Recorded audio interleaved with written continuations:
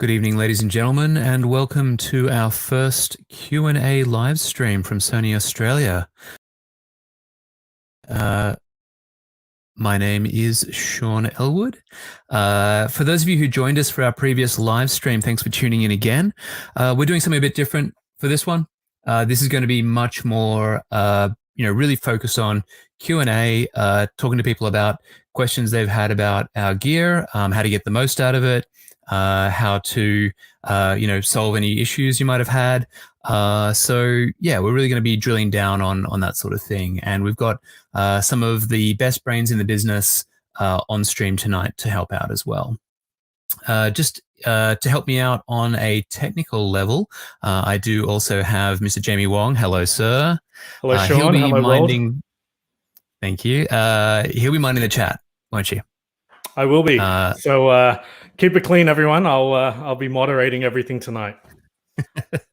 Thanks, Jamie. Just to sort of set the table a little bit, the guys that we've got here were all the tech specialists.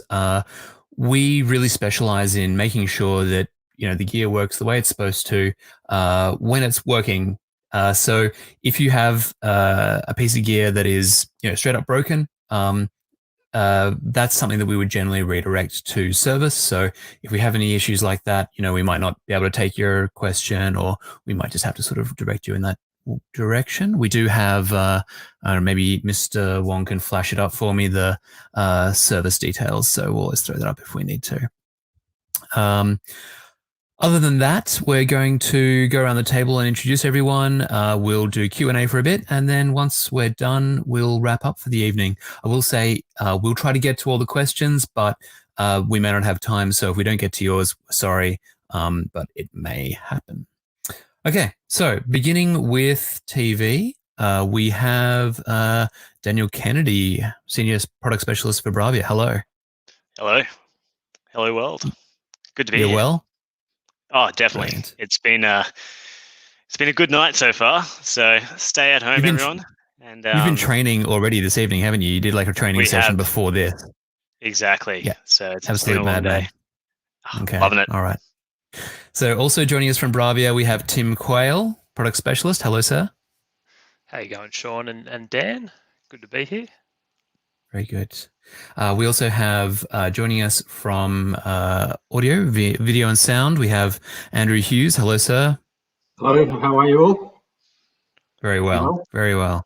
Good to see your face. And we have Nick Rowe from Digital Imaging. Hello. Good evening, team. Hello. So getting stuck into it then, maybe let's start off, we're going to have a bit of a chat about what we've been using. What's our number one DI product during isolation? Or it's not DI product, Sony product. I come from DI, you can tell. Dan, why don't you kick us off? What have you been getting the most use out of? Daniel Kennedy. Oh, I am sorry. There's a slight lag. Got a bit of the delay. Yeah, no, 100%. I've been definitely utilizing my TVs to the most of their advantage. I do have an OLED at home, so I'm quite lucky. I get to test out the best in the business, and I have been enjoying for the most part, a lot of the newest Stan and Disney Plus catalog. I've just put on Optus Sport and KO. But unfortunately, there's not a lot of live sport. There's not at the moment. But I'm sure it'll come back. So yeah, I've just been enjoying what we've got to offer app-wise in our Bravia Android catalog. Any hot picks off Stan? Mate, if you haven't watched it yet, Parasite, and that I to be honest, it's on my to-do list to watch that. So. I need to tuck in and have a look at that tomorrow night. Keen, very keen. Tim, what about you? What have you been getting into? Well, I've recently been I've set up my TV as a center channel of my audio surround system. So I hooked it up to a 1070 amp, and I've been enjoying the first 3 seasons of The Walking Dead. Revisiting that when the world sort of went to hell. I just thought, why not revisit Topical. that?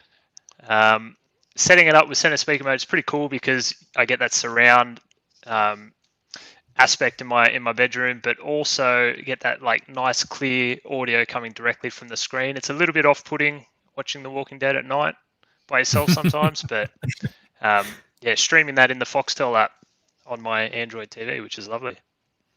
After seeing all the protests in the US for people who are protesting that they want to be able to go out during COVID lockdown, do you feel like it's breaking the immersion with Walking Dead that there's nobody protesting and saying like, I want to go out and get bit by a zombie? Is that? Yeah, it's quite interesting. Yeah. Also, Okay. just trying to figure out what to do with life without sport. Still This is a good struggling point with that. Yeah. Definitely a bit of a change of pace. Mr. Rowe, how's your life without sport been? Tough, very tough. But I'm making do. Just taking my dog for plenty of walks. That is how I am getting my sport fix done at the moment. Is Luna going to be featuring on stream tonight? She's not, unfortunately, unless of course we get a surprise appearance. But she's under house arrest, unfortunately. So no surprise visits from Luna tonight. Hopefully, fingers crossed. I think we can all sympathise with that. Yeah. Andrew, what have you been using? Well, I'm kind of torn. I use a lot of, I like to make a lot of noise. I'm watching a lot of movies. Happy I've got a good Blu-ray collection. People laughed at me and said, "Why are you holding on to all these Blu-rays?" But the great thing is you can watch them at fantastic quality, 4K quality, the best audio that you can imagine, and you don't even have to worry about your internet connection. A lot of streaming services, because of the increased demand, you probably would have all heard, have had to reduce the quality of what they're providing. So, you're paying the same amount, but you're actually getting a lower quality. So pull out the Blu-ray player if it's hiding in the cupboard, buy up loads of discs and enjoy the best quality that you can imagine. So I'll be doing a lot of that. But at the same time, the reason I say I'm torn is you don't want to wake up the neighbours because everyone else is home at the same time. So when I'm not cranking stuff in Dolby Atmos, talking of which, I just last night watched 1917 for the first time. Came out on Blu-ray yesterday. And the Dolby Atmos mix is fantastic. So if you have a Dolby Atmos soundbar or surround sound at home, I thoroughly recommend buying the Blu-ray or the 4K UHD version of 1917 to really wake up the neighbours. Yeah. Headphones, yeah. So during the day, of course, like everyone, I seem to be at home. But noise cancelling headphones are great. Block out the sound of people in the neighbourhood with blowers and, the garbage truck, the Woolies delivery truck. So lots of headphone use as well. I'm really working out all the headphone lineup, but that's enough for me. I'm sure I'll tell you all about the gear I'm playing with. You'll talk all day if you get the chance.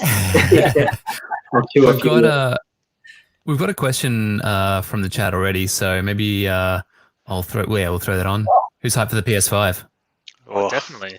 Super hyped. We're actually gearing up for it. One of our TVs is pretty much made for the PS5. So whilst all of our TVs have game mode, our new TV, which is coming out around August timing, the X90H, if Tim can get it on the screen, that is made for that particular console with HDMI 2.1. It's got variable refresh rate, which is a gaming feature through HDMI, an enhanced HDMI feature. And it's also got auto latency mode for gamers. So absolutely fantastic that the PlayStation 5 is coming this year. Can't say when. We don't even know. But this particular TV, the X90H, that's going to be your go-to model for PlayStation 5. So do look out for that. The PS5 supports 8K as well. Is that right, Dan? Yes. Well, it's hearsay at the moment. Yeah. We don't know. It's all up in the air. We've seen the controller, and that's about it. So okay. Although I think there's more to see in the controller. I think there's another one or two images. I've been a few more reveals. That'll reveal a little bit more. That's my own personal. It looks nice. I like the design. Something different. It looks really good. Someone did say it looked a bit like the robot out of Wall-E. You know, the yes. What's her name? Eve. Eve was the Eve, character. Eve, yes. that's right. Yep. Which I'd probably agree with. It kind of has that look about it.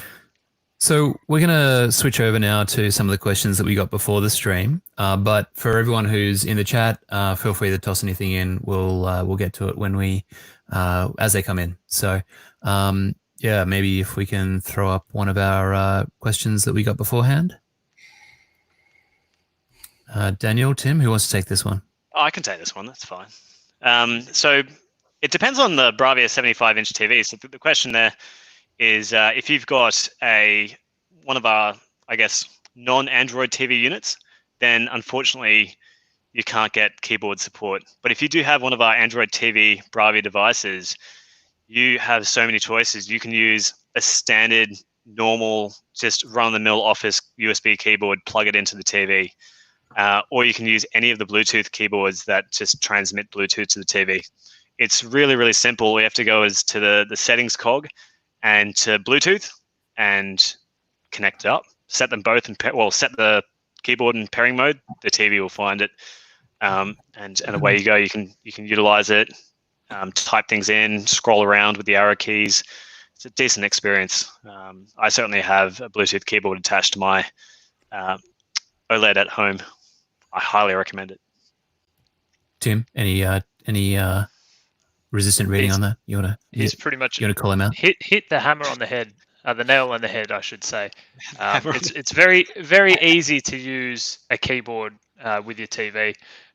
We always have just a simple plug-in USB following us around in the office whenever we're playing with our TVs. The quickest way to put in an input and things like that, just whack in a USB and type away. Comes in handy when you have to set up a whole bunch of TVs for an event as well. But Bluetooth, even better. You lay in your bed and you can type away. All right. What's next? Oh, just to follow that as well, you can have up to 20 Bluetooth input devices connected to your TV at one time. So if you are wanting to connect a Bluetooth mouse along with your Bluetooth keyboard, you can do that, no issues, and multiple devices as well. So yeah, go for gold. Right. There's a huge amount of compatibility there. So we had a soundbar question. Andrew? Yes, so you've got a smaller TV, a smaller room. I saw this question earlier today. I'd probably go for one of two. We do a model called the S100. It's an all-in-one. When I say an all-in-one, it's just a bar that you place underneath the TV. It doesn't come with a sub that's on the floor. The case of the S100, if you're just watching regular TV, something like that, model would be very good. Quick and easy to set up, comes with the cable you require for the majority of TVs, including the TV that you have there, the W670. The other model I would recommend, if you watch a lot more movies and maybe have a Blu-ray player or you like to stream a lot of movies, there's a model known as the X8500 or the X8500, and that's compatible with Dolby Atmos. So if you want a more cinematic sound, that is also an all-in-one. Price-wise, you're probably looking at a couple $100 more for the Dolby Atmos model. But again, if you watch a lot of movies, that would be the one I would go for. Smaller room, small audience. The X8500 or the S100 would be the two that I would recommend. Brilliant. Thanks, Husey. So for the long answer. No, that's good. Detailed, thorough. Nick, I think this one's for you. Yeah. So I saw this question earlier. This is a pretty common thing that does seem to occur with a number of our cameras. And what that is that it seems that the touch screen on the back of the camera might be turned on. And often what will happen is as people are looking through the viewfinder, their nose may touch the touch screen. And then with cameras that have the ability to track or to set a focus point, what will happen is it will actually set that focus point on the touch screen. So the best solution in this case might just be to turn off the touchscreen so that way when your nose happens to move there, you might not be getting that box and it won't be changing up your focus points all that much. Great, handy. I think we've got some questions from the chat, so we'll throw one of them up. Maybe this is one for Tim or Daniel? Well, I can address this one. So there is an Android TV remote.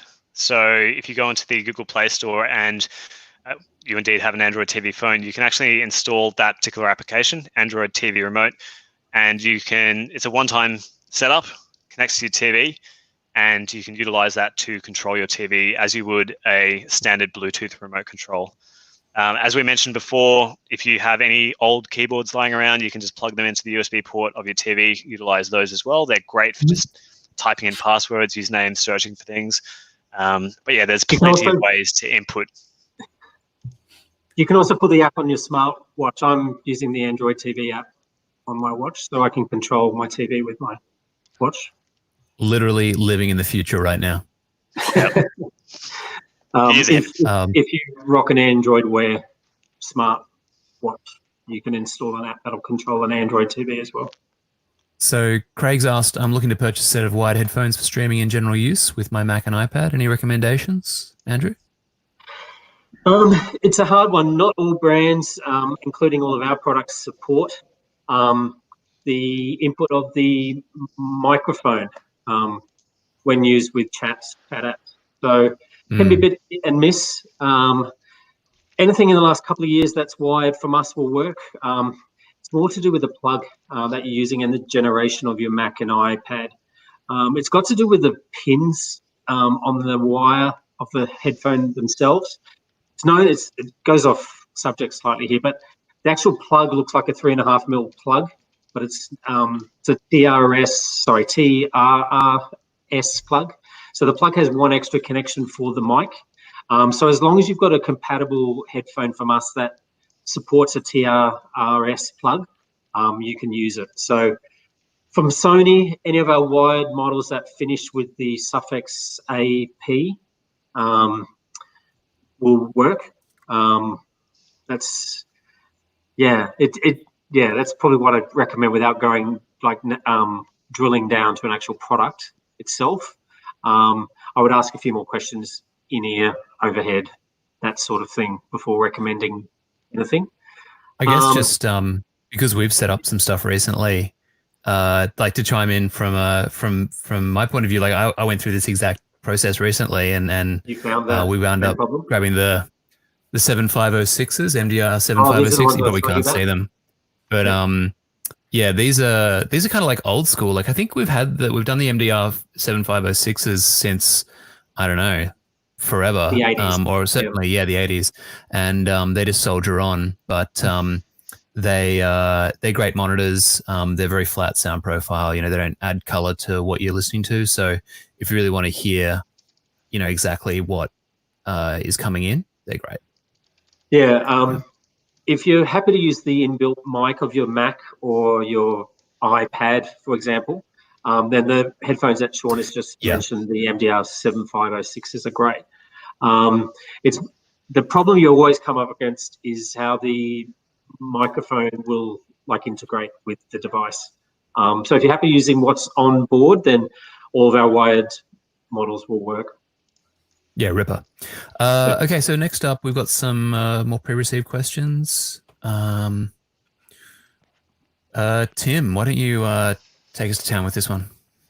Okay, well, we've all had to battle with that sort of a living room setup before. I think the importance when you have a lot of ambient light that you can't control is to get one of our more brighter panels. So look for one of our full array LED panels. Probably the one I'd recommend for sale at the moment would be the X95H. So that comes in sizes all the way from 55 to 85. So it'll accommodate whatever size that you're looking at, but it's a super bright panel. So it'll really cut through all that ambient light in the room and still deliver that good viewing experience that you're chasing there. Obviously, the more you can eliminate that ambient light, the better it's going to be. So as much as you can close the blinds and whatnot, that'll improve your viewing experience. Brilliant. Next up, here we go. Nicholas Rowe, I believe this one's for you. Absolutely.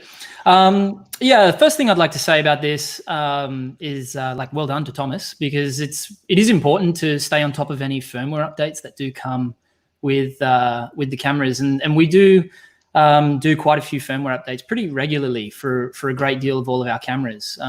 In particular, one that happened very recently was the one for the 9 Mark II. We did bring up a new firmware update for that. So it is important to stay on top of those things. So well done. Look, I think with this, I think it really does come down to how you use the camera. A lot of photographers do a lot of different things.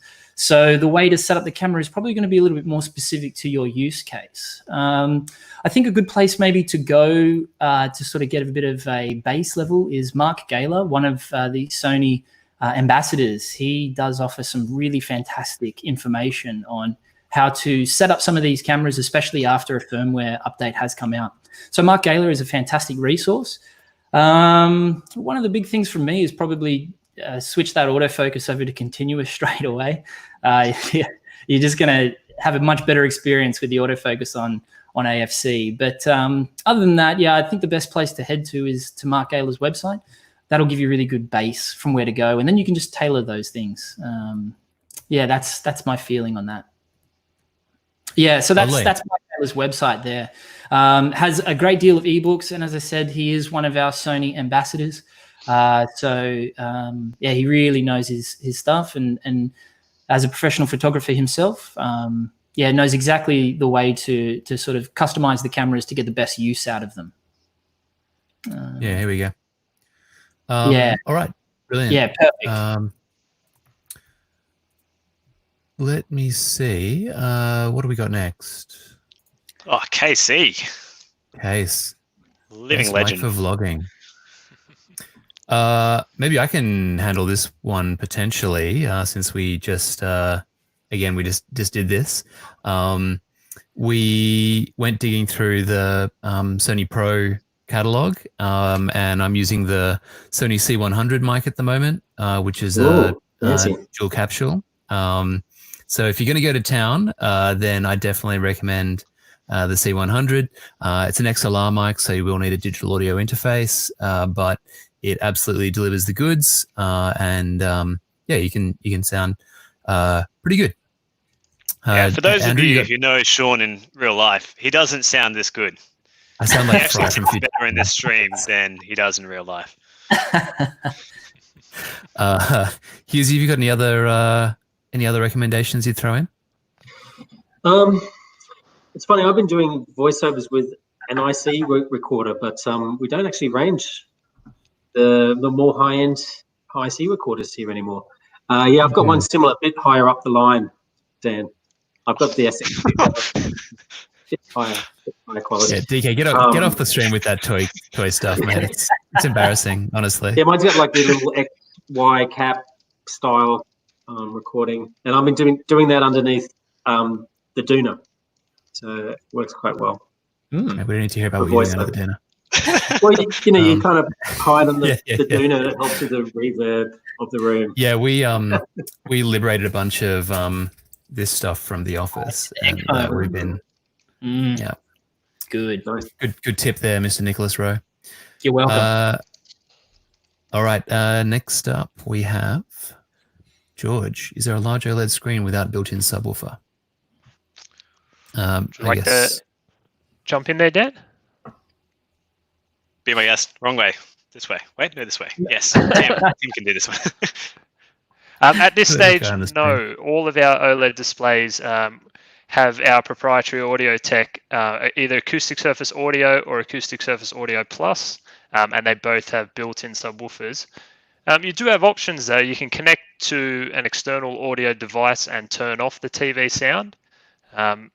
But the TV sound's pretty impressive, so I'm not quite sure what scenario you'd want to be turning off the TV sound. But if you connect it to an external device or an external Bluetooth speaker or something of that nature, you could avoid the subwoofer that way. There's also another way. If you go into settings, so if you're watching something and you just flat out don't want any bass, you can actually go into sound settings and then into advanced, and there's a full blown mixer there, and you can turn off all the bass as you see fit. So you have full control over that. So if you want to turn off all the bass and not use those built-in subwoofers at all, for whatever reason, you can do that. I'd love to know the context on that question. Well, we'll never know. So, Richard asks, is it possible to use my WH-1000X Mark III headphones with our KD49 X8000E? Yeah, so yes and no, not without an extra piece of hardware. In this case, and correct me if I'm wrong, Tim and Dan, this particular television does support Bluetooth devices, but not Bluetooth audio devices. So you are able to connect a keyboard, for example. It's known as Bluetooth HID or human interface devices. What you need is a television that can transmit Bluetooth audio, or A2DP as it's known. So yes, your TV does have Bluetooth, but not for headphones. So thankfully, you can easily fix this by buying what's known as a Bluetooth transmitter. You can pick these up online, or if you wanted to go with a name brand, you can pick them up in stores as well. Basically, it will interface to the headphone output. Depending on your transmitter, you can get models that also support an optical source as an input, which would also allow you to connect to the television. The idea with a Bluetooth transmitter is kind of in the name. It will transmit the sound via Bluetooth to a pair of headphones of your choice, including the Mark III that you're talking about in your question there. So yeah, you can buy a dongle. You could call it a little Bluetooth transmitter. Is easy enough to find online. Plug it into your headphone or your optical output, depending on the version, and you're set to go. Yeah, just to expand on that, so you can actually manually plug in your headphones into the TV. So something like that model that we were just talking about, or the wireless ones. If you buy an X8500 and above, you can actually get the audio from the TV to any of these devices quite easily. So as long as they support A2DP, 8500 and above, you can output that audio to the headphones. And there are various sound options as well to change the audio delay depending on how far you are sitting from the TV. So you can calibrate it to how you like it, really. So yeah, that's something to, obviously you've bought an X8000, so hindsight's 2020. But just for the other people on the stream, 8500 and above if you want that feature out of the box. For everyone else, you can always add, or if you have an older TV set, you can always add a little Bluetooth transmitter to the mix.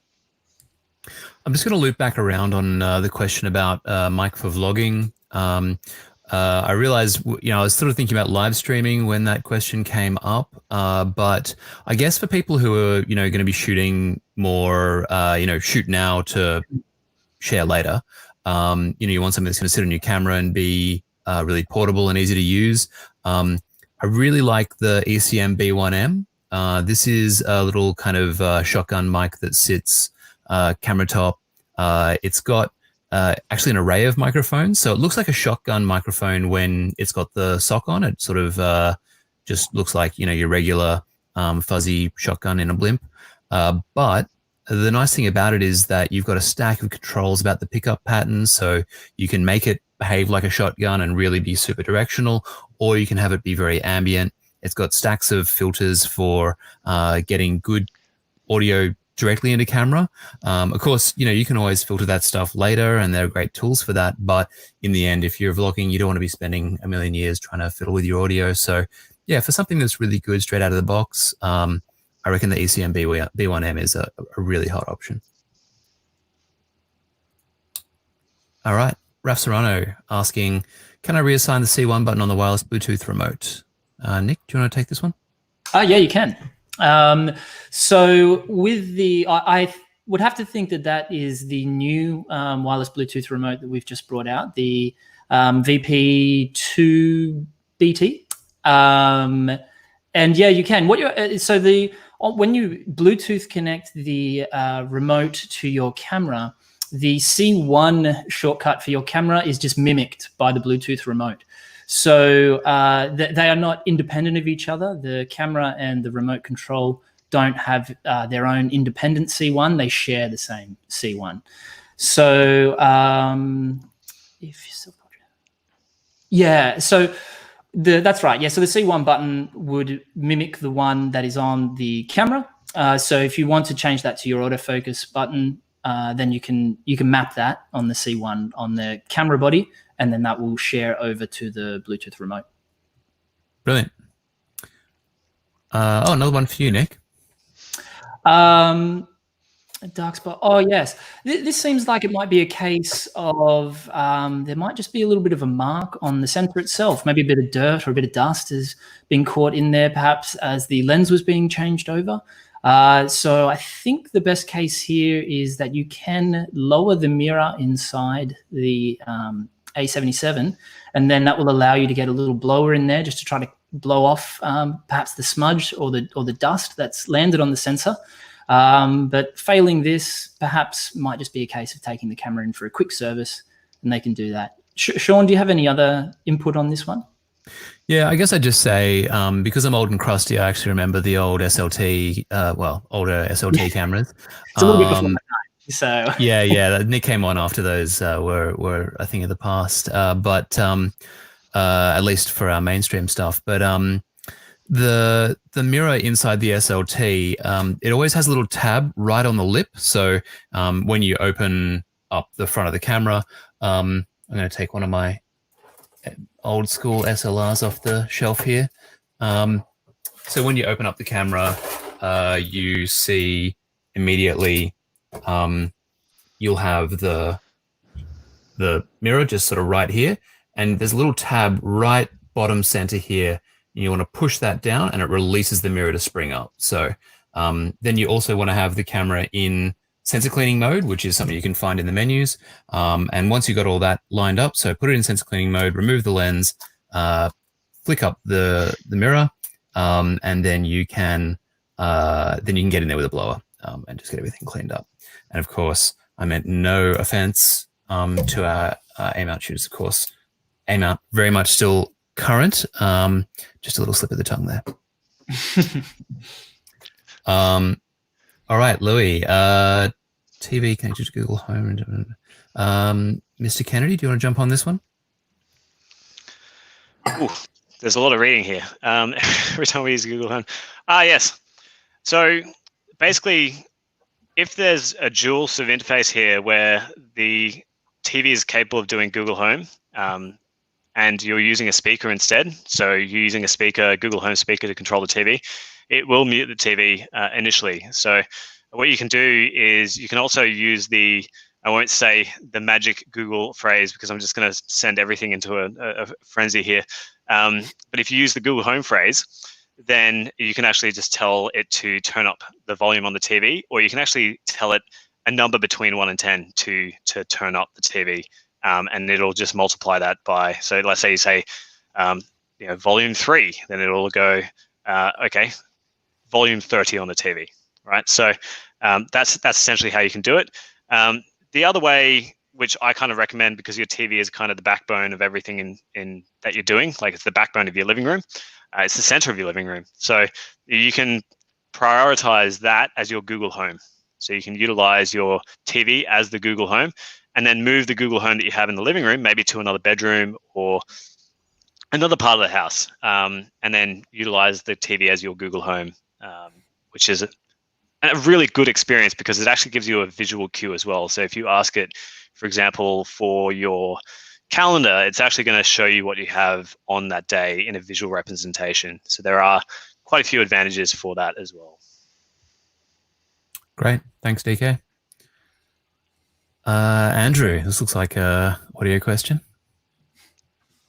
Yeah, so this is a slightly truncated version of your question, Mahendra. I looked into it, and the DVD player slash SACD player that you are trying to connect here is the issue. its age and the version of HDMI it's supported doesn't allow for SACD to be sent out of that player, other than using the multi-channel output, which our receiver doesn't have. So if you want to listen to SACD or the SACD layer on those particular titles that you own with that player, the only way you're going to do it is to have a receiver that has multi-channel as an input. If you want to use HDMI with that player, or to watch back movies and the like, it'll work quite well. But it's just that SACD functionality. Your player's too old, and the version of HDMI it has won't allow for SACD to come out of the HDMI output. You could look at buying a new SACD player. We do 2 versions in Australia at the moment, one at around $160 and the other one about twice that if you want to go for a UHD or 4K Blu-ray player that supports SACD. So our players allow you to enjoy SACD via HDMI, including when used with the receiver that you've mentioned, the 1080. I'm a big fan of SACD. I've used SACD with a 1080 before. Beautiful performance, particularly if you've got multi-channel SACD. Some of my favorite recordings on SACD, exist on SACD, and particularly in surround. So if you can do it, buy a player that supports SACD via HDMI. Use it with a 1080 amp, and you will be impressed. I hope that's answered your question. Brilliant. I think Nick, you Another were doing some research long on this one, weren't you? Yeah, I've got something here to share for this question. So I'll just get this over. So in lieu of this that I saw earlier today, I just thought I'd pull together a bit of a accessories compatibility chart for the A99, so we can see that up here. Always love a good Excel spreadsheet on stream. Oh, yes, and with the filtering icons as well, just to make things really... So I've just left it to the 2 big ones, power, because of course we do have grips, power grips in our lineup. And as well, there's the model that we're specifically asking about in this question. Unfortunately, as we can see here, the A99 does not support this model. The grip before it as well, which takes the micro USB, unfortunately is not supported either. So neither of the 2 grips are supported. The ones which are these models that we can see below are all of the Sony tripods. So there is a range of full-sized Sony tripods, but no, unfortunately for the A99, the smaller handheld grips are not compatible. All right, simple answer. Thank you. All right, what's next?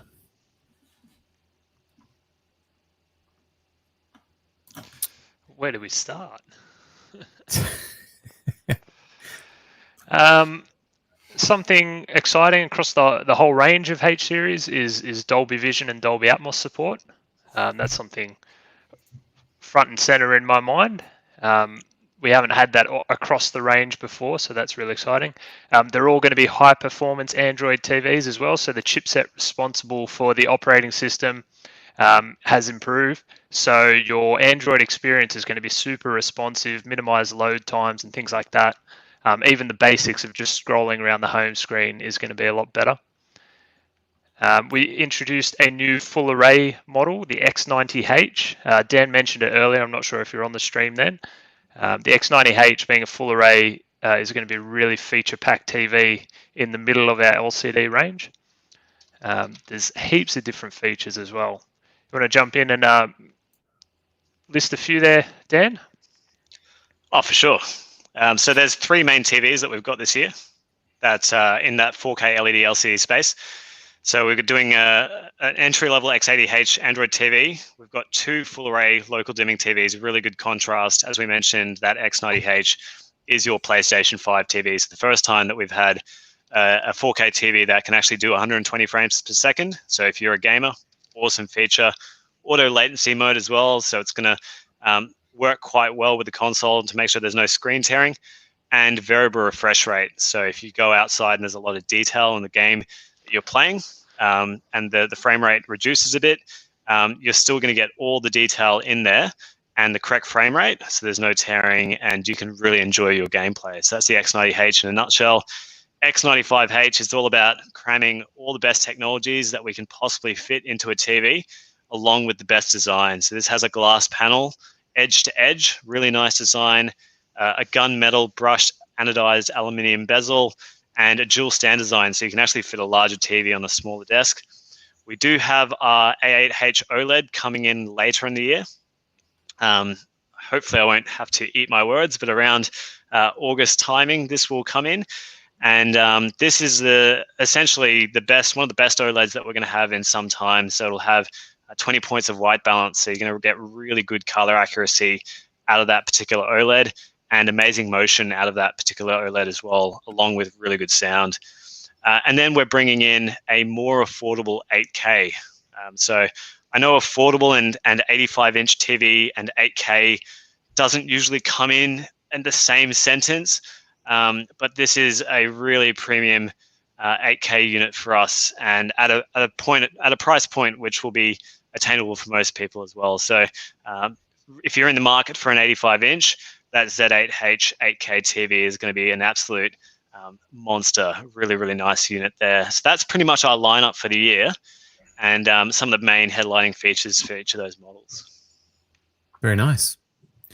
All right, what's up next? Andrew, definitely one for you. There's a few you could go for totally wireless, like this wireless. Can you plug it into a wall? Do you have power in your gym? Or do you want something totally autonomous? Something totally autonomous, I could recommend something like the SRS range of speakers. XB22 is great, 32 also. You might be able to pick up the XB41, which is a slightly larger unit. Then you go larger again. So if you've got a lot of friends, or if it's just you and one other at this point in time, I would hope, you'd probably go for something smaller like an XB22, XB32, potentially the XB41. Maybe after lockdown is over and you're able to socialize and work out, play a proper game, you might want something larger. And then I'd recommend something like the XB60. Sits quite a lot larger, and it runs off the wall generally. You can charge them up as well, get about 8 to 10 hours battery life out of them. So look at any of the SRS range, anything with extra bass in the line, and just choose a model by how large your audience is. Lower numbers, smaller systems. Hopefully that's answered your question. Sounds great. Another long answer there. No, long answers are very thorough. I think I played futsal in that gym as well. Nick, do you want to jump in on this one? Yeah, I'd love to. Speaking of long answers, Hughesy, maybe I can take the cake on this one. Yeah, look, I mean, I think there's a lot to consider when considering between full frame and APS-C. As a hobbyist photographer, look, I think that perhaps one of the biggest advantages, I think, with the Sony lineup of cameras, regardless if it's APS-C or if it's full frame, is that both sensor sizes use the same lens mount. So one of the big advantages means that if you go into the APS-C system to begin with, the lenses that you use in that system are still fully compatible with the full frame camera bodies as well. So that's a really big advantage, especially if you just want to start, whether it be a price point or a weight aspect or a size aspect. If you want to start with an APS-C camera body, and then you might find yourself in 3 years' time as your skills develop a little bit further, maybe you want to challenge yourself a little bit more and you go into the full frame side of things, well, you can keep your lenses because they do carry over as they are all the same mount. I mean, generally speaking, the advantage of full frame is that it's simply a larger sensor size. And really what that does is the full frame over APS-C gives you better quality bokeh. And generally speaking, performance in low light is a little bit better. And that is because it is simply a larger sensor. So it's capable of capturing more light. So yeah, I think the place to start here is keeping your budget in mind, and certainly, with nighttime photography as well. I mean, our lineup of APS-C cameras all perform really well in low light shooting. So, yeah, I think keeping costs in mind, perhaps an APS-C might not be a bad place to start, knowing that your lenses, they'll carry you through if you decide to upgrade to full frame later on in your photographic journey. Yeah, I think the thing that I always try and keep in mind is you're not just buying a camera body. A lot of people fixate on, oh, well, can I stretch and get this body? But in the end, it's like, well, you're buying a whole system. You're going to have to put a lens on that thing. And the lens is probably going to contribute, at least as much to the performance of the whole system as the body is. Yeah, so absolutely. if you bankrupt yourself getting a full frame body and you can't afford to put a lens you like on there, you haven't really achieved much. So definitely, look at the lens as well as the body, cost the whole thing out as a system, and then make a decision based on that. Yeah, absolutely. Yeah. Andrew, I think this one's for you. DVD HDR 4K player. Is that a tautology? Is that a contradiction in terms? Yeah, well, you can use all terms in the same sentence. It will be hard to. So you're probably looking at the UBPX 700, which is the Dolby Vision compatible UHD or 4K player. It does also play back DVD titles, but you don't get your HDR, of course, off a DVD. You're using generally a UHD or 4K Blu-ray. So that would be the player that I would recommend, the UBPX 700. It's a compact player. I believe in Australia it's amongst the most attractively priced 4K UHD players on the market. Fits nicely underneath your TV set. Brilliant. Perfect. Thank you. Easy. Brent asks about the X8500D. Maybe you want to pop their hand up for this one? Seen this one already. Got some. Yeah, I can talk to this one for sure. So the X8500D, for those who don't know, our product codes. X just means 4K HDR TV, and the D is the year essentially. So that is a 2015, 2016 TV by this stage, and we're up to H now for 2020. So that gives you an idea as to what type of models we're talking about. Now, with this particular question, we're looking at essentially image compression. So the easiest way to think of image compression is when Netflix or another provider has the content ready to send it to you, that it's like a big puzzle that's already been assembled, right? And they, this nice big picture puzzle, they sort of get all the pieces, they chuck it in a box so it's nice and small, and they send it across the internet, and it gets to your TV. And in real time, your TV has to then unpackage that entire puzzle, and it has to do it really, really quickly. So nowadays, we've got picture processors like the X1 processor and the X1 Extreme, the X1 Ultimate, which can do this unpuzzling or decompression at a very fast rate. But it does really help to have, a fast internet connection, right? So if your internet is fairly quick, then there's less compression when it gets sent to you, and it's easier for the TV to unpack. So I would really, specifically for this, I'd be looking at your bandwidth, and sometimes it's just as simple as the router is too far from the TV.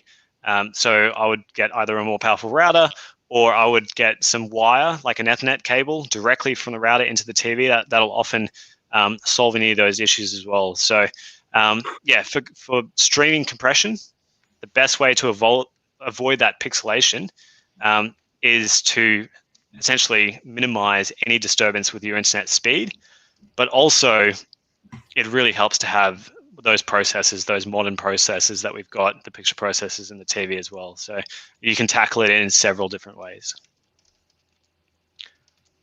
Great. All right, what's up next? Oh, it's a double barrel. So I did actually see this one before.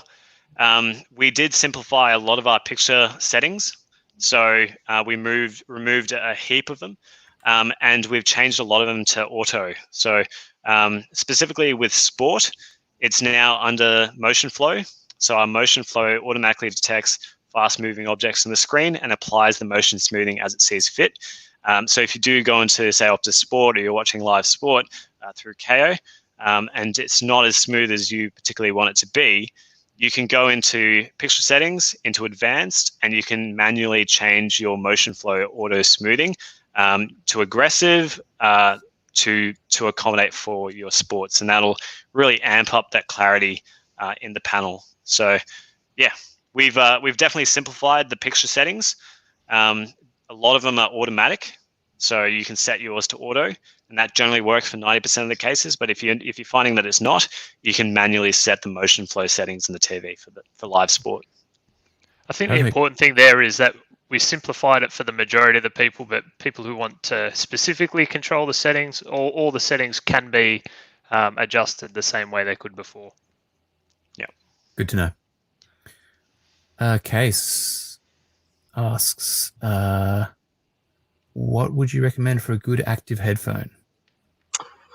Well, funny you should ask, Casey.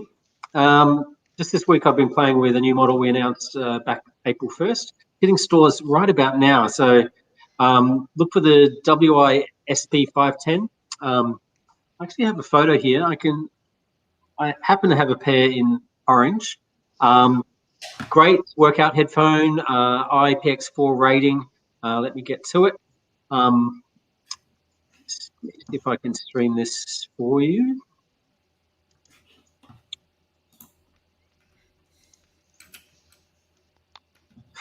Are you able to see that, Casey? Yeah, there we go. So a pair of orange headphones there. Great workout headphones, IPX4, so even if you're caught in the rain, you're okay. Perfectly okay to sweat on. The part that sits around your neck, the band, the way it's been designed, it really does hold well to your neck, so it won't jump up and down as you run. I'd try a pair out before we maybe bought them, but looking at these in store by the end of April, I believe. So look for them soon. If you're not keen on the orange color, you can get them in a black or white, a blue also. Price-wise, they're very reasonably priced. You can't quote me on the price at this point, but look for these in store very soon. A great pair to use while working out, running alone, and after all this lockdown is out of the way, great for using at the gym as well.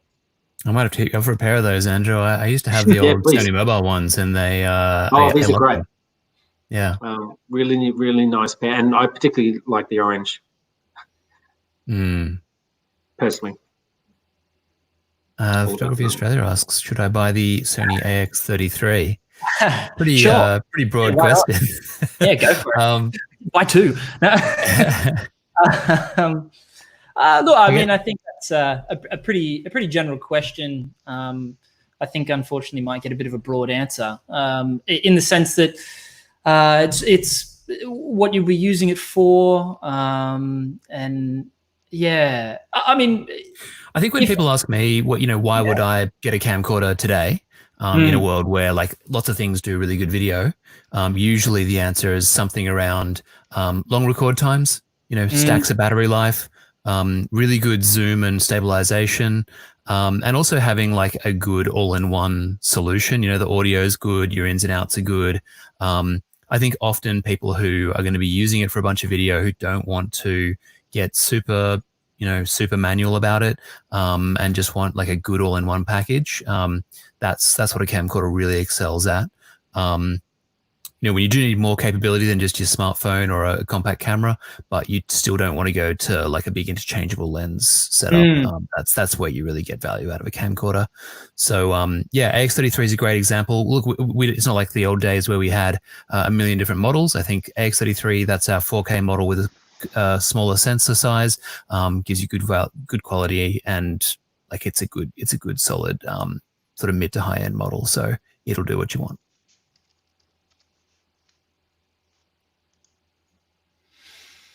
Good question about a fisheye lens here.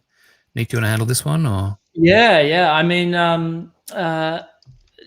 No, not certainly not that As always, we can't comment on any sort of future products. I guess it's worth mentioning we do have the 28mm f2 with the fisheye converter. Yeah. Yeah, that's right. Yeah, so we do have the fisheye converter at this stage, and yeah, that's the only option right now. Yeah, it's definitely it's a request that we've had. Quite a few people definitely are interested in having a all-in-one fisheye lens option. I will say just about the adapter, like people view adapters as kind of a low quality option. And I think that comes from, the bad old days of camcorders and that sort of stuff. We used to have those wide angle adapters that were just absolute toilet in the corners. But the adapter for the 28mm f2 is actually really good optically. It's probably not as good as a one-piece lens, but by the same token, it's designed specifically for that lens. It's not an all-purpose adapter that can get slapped on any old lens. It really is optimized specifically for that lens, and the optics are really good. So, especially for a fisheye where typically you're going for an effect, the optics wouldn't be my first concern. If you're worried about, it's multiple pieces, it could break, I could get dust in there. Definitely, those are real concerns. But yeah. Anyway.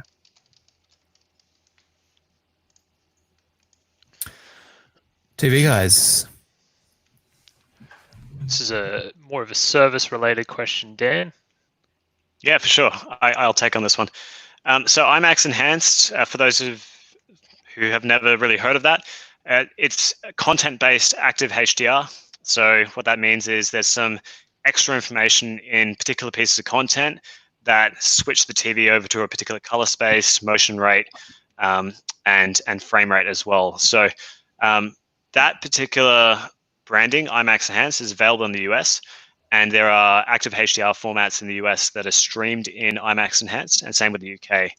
But no service provider here has licensed it for Australia or New Zealand. So there's no content that has been licensed under the Imax Enhanced format for Australia and New Zealand. So I have personally been in discussions with some service providers in regards to whether or not they would like to license it, those types of content, and yeah, so far I think the Australian market is happy with Dolby Vision, and that's kind of the direction that we've gone for our active HDR. So if you have a look at active HDR in the market, specifically with the ones that are presented on our TVs, you'll get that through Netflix, Stan, Disney Plus, and Amazon Prime. That's where you can get your active HDR, so really high quality, almost basically cinematic type quality into your TVs. So Dolby Atmos and Dolby Vision through those applications. But yeah, unfortunately, that particular format won't be available in Australia for the foreseeable future. Okay, very good. I think we had one more. Here we go. What does the PS5 look like? I wish I knew. That's not really our. That's not technically not our ballpark. Where it's not doesn't belong to any of us. We're not privy to that sort of information. Yeah, we've molded this. We've molded it off this lens cap. Wow, so compact. There's some very exciting examples of what it might look if you jump on YouTube and things like that. Everyone lots of rumors trying their hand at rendering out an example of what it could be, but we have to sit and wait on that one, I think. Yeah. All right. Well, look, I think we probably need to wrap it up at this point. We got one more. Top 3 Sony products this year. It's early days yet, isn't it? Yeah. Best could be yet. It's only April. PS5's got to be in there, right? Yeah. If you're looking at Sony as a whole, PS5. For TV team, I think the X90H is going to be huge for us. I'm really excited to see that TV. It's not obviously the top of our range, but the features and price, it's going to be really exciting. It's going to work perfectly with the PS5 Pro, is it? Or PS5, I should say. Yeah, definitely the X90H for us. That is going to be an absolute... For a gaming company, an entertainment company, it makes so much sense to have the X90H in our lineup. Sounds great. Are we going back to this one? I think we've already, yep. Nope, that might have been a slip of the finger. Guys, gentlemen, thank you very much for your time on stream this evening. And thank you, Jamie, for keeping an eye on the chat. I guess I did want to address, there was some question we didn't get to. Look, some of them were just, we didn't have time. Others, often we get questions about why this, why that. Why is a very hard question for us to answer at a local level. Often we just can't get that kind of information. Otherwise, if you have issues about gear that, just isn't doing what it's supposed to do, that is often something that we'll refer to service. So we do have the service contact information at the bottom of the screen right now. You can always reach out to them. They're super helpful.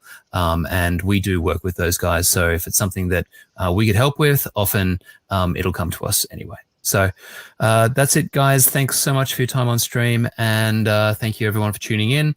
And we'll hopefully see you next time. Thank you. Thank you very much.